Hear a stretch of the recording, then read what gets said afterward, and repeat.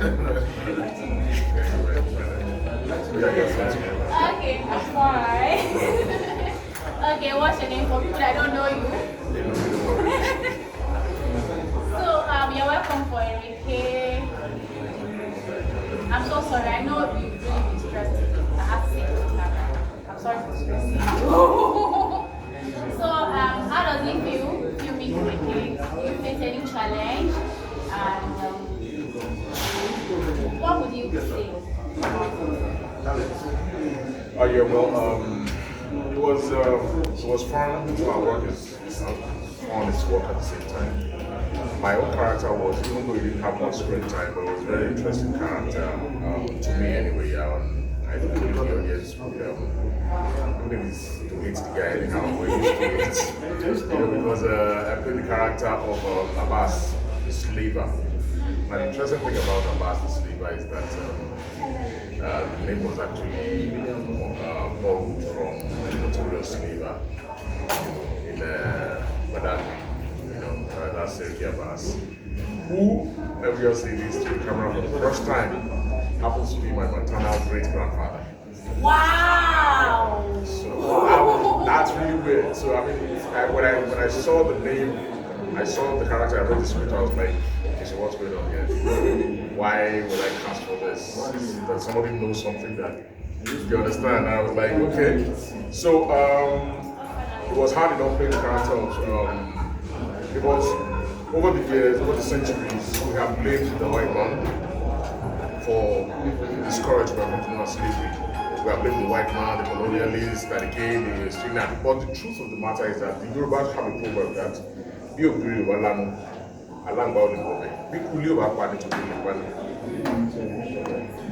the ones that opened the doors to the white men. We were the ones catching our people and selling them to them, and not just in Nigeria, it cuts across the continent. We were the ones catching our people.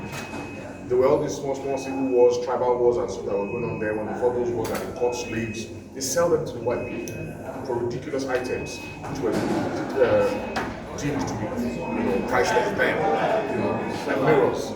Imagine me selling you me, like if I'm a boss now and I'm looking at you. Okay, give me one spoon for this one. One spoon, yes. That is it. Now it sounds ridiculous now, but that was exactly what happened then. You understand? They sold people, human beings, for household items, ornaments. So we were the ones that opened the doors to the slavers. We were the ones that were selling our people to them. So even though people might not like Abbas, the character and everything, but the truth of the matter is that he represents a reality that till now we're yet to come to terms with.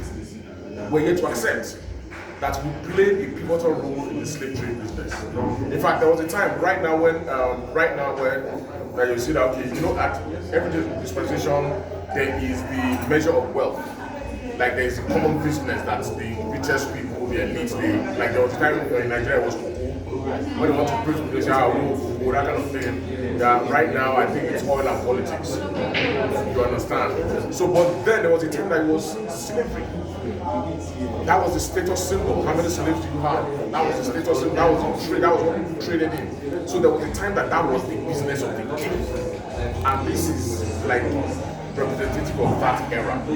So Abbas is, as you will see in the movie, without dropping too many spoilers, a slaver, but he also represents, he's a very symbolic character in the entire story because he represents the fact that we are the ones that made it possible for the white men to have thrived so much in the slave trade business in this part.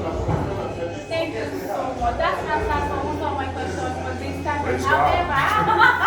However, on the scale of 1 to 10, rate for the Oh, it's a beautiful story. I mean, it's always hard to tell somebody that is in the film to rate a film. What are you expecting? Well, I mean, if I would just try to be modest, but I haven't seen the film. But from what I believe we did, at least let me still give us an 8.5 out of 10.